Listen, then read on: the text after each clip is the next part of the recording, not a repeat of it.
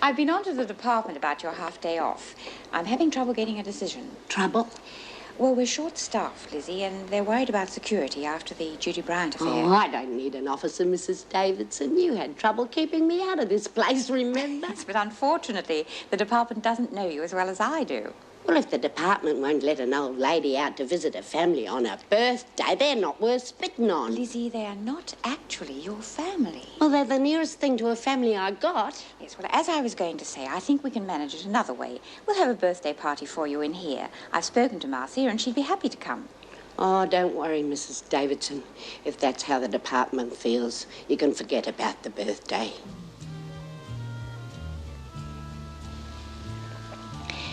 Your wife, Julie, when is she due back? Next week, I'm afraid.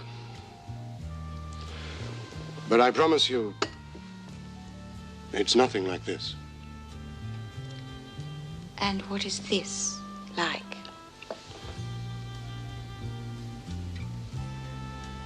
I can go, if you wish.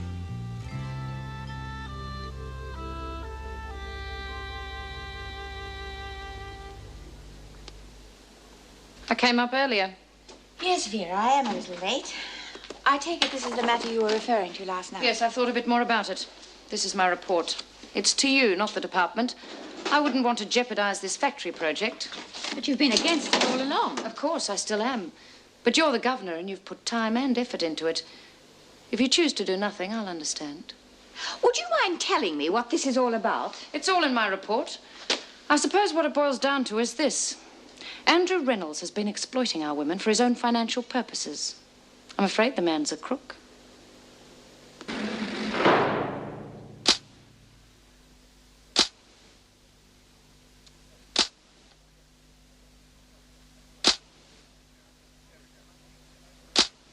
Erica, please, I'm on the way to financial ruin. Unless I can find a way out, I shall have to shut down the entire operation. And I don't have to tell you what that means in terms of my staff. I am not a businesswoman, Andrew, so I will not pretend to know about those things. But what I do know is you are using the department. You are using what can only be regarded as your fabricated concern for rehabilitation. And you are using me. Now, wait just a moment. No, you wait, Andrew Reynolds, and listen very carefully. For the sake of the women involved, and for no other reason, I shall not be reporting these events to the department. However, I will not tolerate any further misuse of privileges, and I urge you to set this matter right. Do you understand? Set it right, now.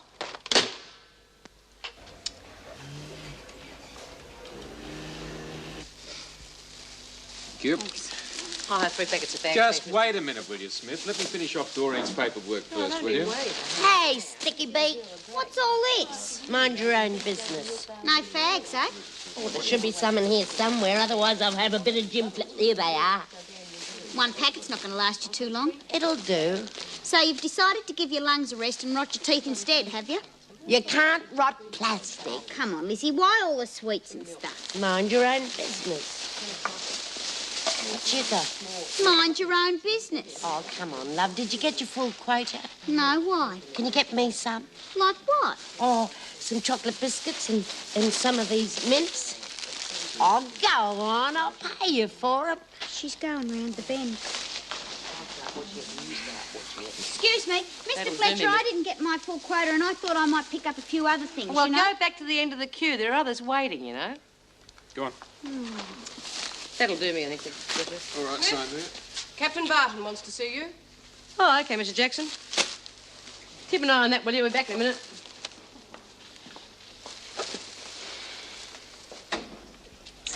B. Smith to see you, Captain Barton. Ah, come in, B. Sit down.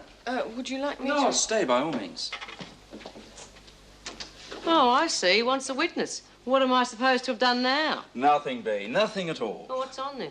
How long have you known Lizzie Birdworth? Oh, about 500 years. Well, then you'll know that tomorrow's her birthday. Hey, no, I didn't. Well, it is. And I thought it might be nice if we had a little party for her. What, all of us? Yes. Does Lizzie know about this? Well, I haven't said anything. No, nor have I. Well, why don't we keep it that way and make it a surprise party? Oh, good idea. All right, look, I'll leave it to you to let the other women know. What do you think? Dinner time tomorrow? Sounds ideal. Sounds good to me. And with the extra staff available, some of the work pressure has been lifted. And what miracles have you been working, Mr. Fletcher? Sorry? Extra staff. Well, no miracles, Mrs. Davidson. But now that the factory project is finished, we have two extra... I see. You don't work miracles, but you obviously are clairvoyant. I'm afraid I don't follow you. I gave no indication that the factory project was off. But you can't let it continue, especially after what's happened. I have made my decision, Mr. Fletcher, and whilst I do not feel disposed to detail my actions to you, I will say this. I have spoken at length to Mr. Reynolds and have made my position quite clear. You haven't mentioned this to the department. No, I didn't think the incident important enough. I am doing this to protect what I believe is a very worthwhile program in rehabilitation. Something you would be well advised to observe if you wish to progress further in your vocation. And now, might I suggest you get on with reworking the roster?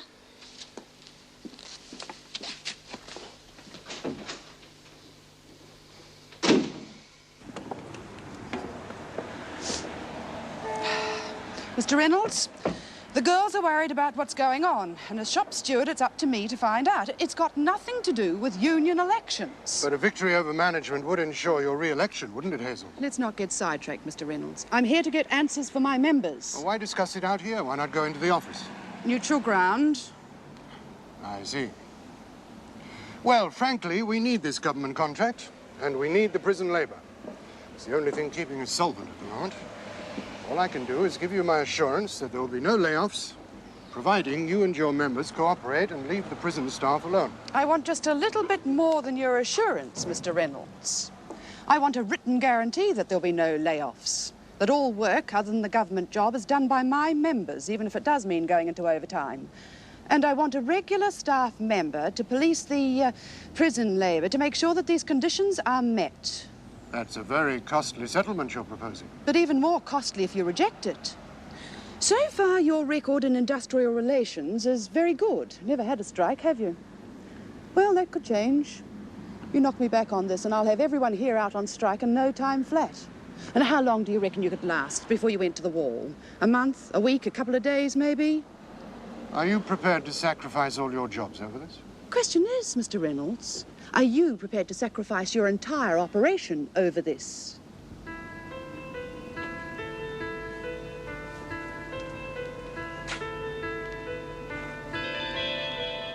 No.